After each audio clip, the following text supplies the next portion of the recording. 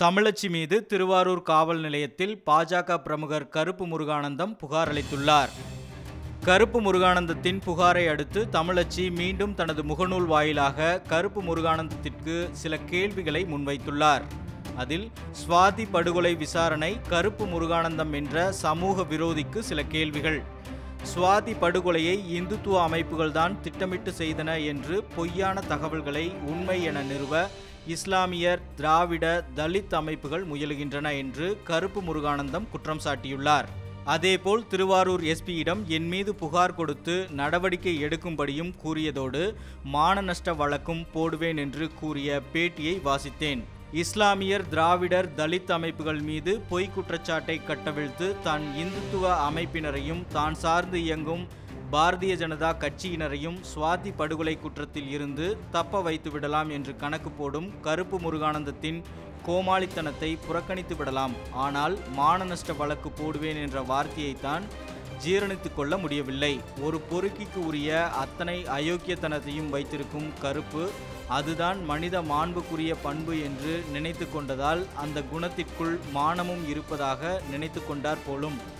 சுவாதி படுகொலைக்கும் அவருடைய குடும்பத்தினருக்கும் எந்த அளவுக்கு தொடர்பு இருக்கிறதோ அந்த அளவுக்கு கருப்புவின் பாரதிய ஜனதா கட்சியைச் சேர்ந்த சிலருக்கும் இந்துத்துவ பரிவார அமைப்பினரில் சிலருக்கும் தொடர்பு இருப்பதை மறைப்பதற்காகவே ஆரம்பத்திலிருந்து இஸ்லாம் எதிர்ப்பு அரசியலை கையில் எடுத்தது பாரதிய ஜனதா கட்சியினரும் இந்துத்துவ ஆதரவாளர்களும் தான்.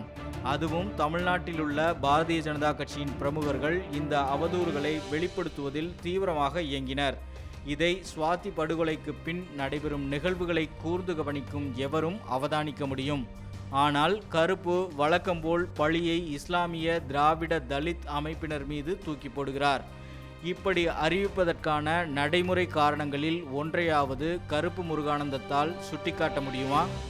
இந்துத்துவ அமைப்புகளும் பாரதிய ஜனதா கட்சியினரும் தான் சுவாதி படுகொலையின் மூலம் இந்திய இறையாண்மைக்கு எதிராக மதக்கலவரத்தை தூண்டவும் சிறுபான்மையினருக்கு எதிராக வன்முறையை உருவாக்கவும் திட்டமிட்டனர் என்பதை வெளிப்படுத்த என்னிடம் பல நடைமுறை சம்பவங்கள் ஆதாரங்களாக உள்ளன.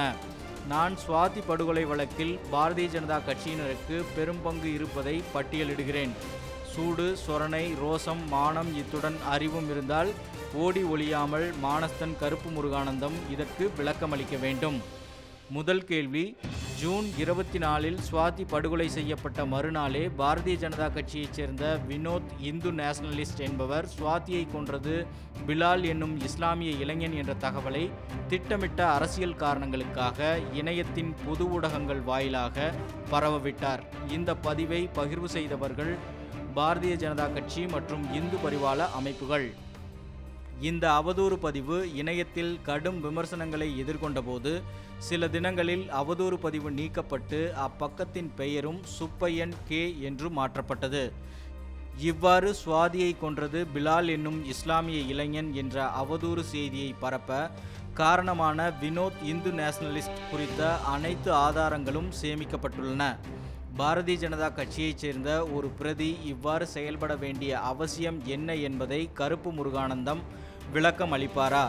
இரண்டாவது கேள்வி, ராம்கி பாரதிய ஜனதா கட்சியைச் சேர்ந்த இவரை ட்விட்டரில் மோடி ஃபாலோயராக இருக்கின்றார். சுவாதியை கொன்றது பிலால் என்னும் இஸ்லாமியன் என்று ட்விட்டரில் எழுதினார். அதுவும் சுவாதி கொல்லப்பட்ட 2 தினங்களுக்குள். பிலால் குறித்து எந்த தகவலும் எந்த பத்திரிகையிலும் செய்தியாக வராதபோது இந்த பாரதிய ஜனதா கட்சி பிரமுகருக்கு எப்படி அந்த பெயர் தெரிந்திருந்தது என்பதை கருப்பு முருகானந்தம் விளக்குவாரா? மூன்றாவது கேள்வி, பாரதிய ஜனதா கட்சியைச் சேர்ந்த ஒய்ஜி மகேந்திரன் வினோத் இந்து நேஷனலிஸ்ட் எழுதிய அவதூறு தகவலை காப்பி பேஸ்ட் செய்து தனது ஃபேஸ்புக் பக்கத்தில் வெளியிட்ட போதுதான் இணையதளங்களில் எதிர்ப்பு தீவிரமடைந்தது. சுதாகரித்து கொண்ட ஒய்ஜி மகேந்திரன், நான் எழுதவில்லை, நான் ஷேர் தான் செய்தேன் என்றார். ஷேர் செய்வதற்கும் காப்பி பேஸ்ட் செய்வதற்கும் உள்ள வித்தியாசங்களையும் சுட்டிக்காட்டி கண்டனங்கள் குவியவே மன்னிப்பு கேட்டுக்கொண்டார். இதற்கு கருப்பு முருகானந்தம் என்ன சமாதானத்தை கூறப்போகிறார்? நான்காவது கேள்வி, பாரதிய ஜனதா கட்சியைச் சேர்ந்த எஸ்வி சேகர் பிலால் மாலிக் தான் சுவாதியை கொன்றது என்றார். மேலும் ஒய்ஜி மகேந்திரனுக்கு ஆதரவாகவும் பேசிய வார்த்தைகள் மத துவேஷத்தை தூண்டின. இதன் தொடர்ச்சியாக இந்து, இஸ்லாம் குறித்து சர்ச்சையை ஏற்படுத்தும் கருத்துக்களையும் வெளியிட்ட வீடியோ ஆதாரம் இருக்கிறது. இதை கருப்பு முருகானந்தம் ஆதரிக்கிறாரா? ஐந்தாவது கேள்வி, ஒய்ஜி மகேந்திரனுக்கு வக்காலத்து வாங்கிய எஸ்வி சேகரை போல் இன்னொரு பாஜக பிரமுகரான எச் ராஜாவும் தன் பங்கிற்கு ஃபேஸ்புக்கில் சுவாதியை கொன்றது பிலால் மாலிக் என்றார். மதவிரோத கருத்துக்களை வெளியிட்டார். அதற்கான அத்தனை ஆதாரங்களும் இணைய வெளியில் கிடக்கின்றன. பண்பற்ற எச் ராஜாவின் செயற்பாட்டை கருப்பு முருகானந்தம் என்ன வார்த்தைகளால் நியாயப்படுத்த முற்படுவார்?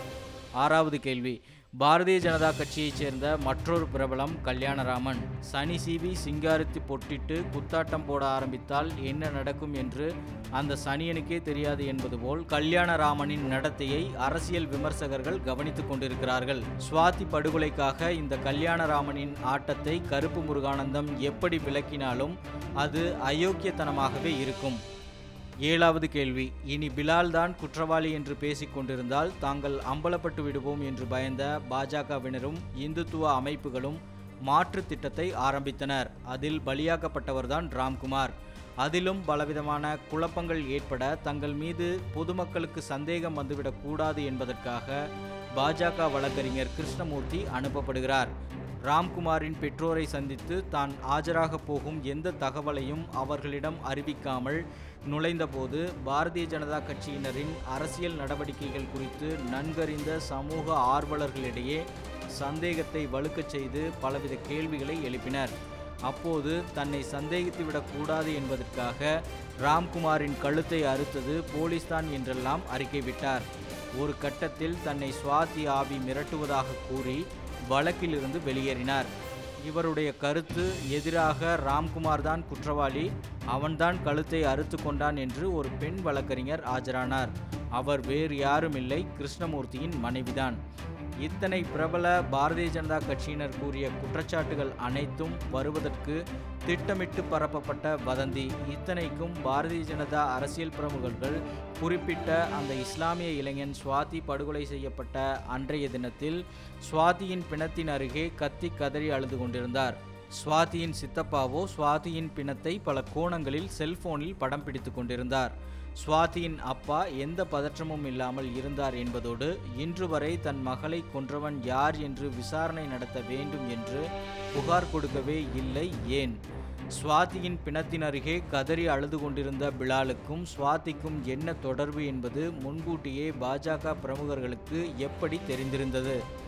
சுவாதியின் பிணத்தின் அருகே கதறி அழுது கொண்டிருந்த பிலாலுக்கும் சுவாதிக்கும் என்ன தொடர்பு என்பது முன்கூட்டியே பாஜக பிரமுகர்களுக்கு எப்படி தெரிந்திருந்தது?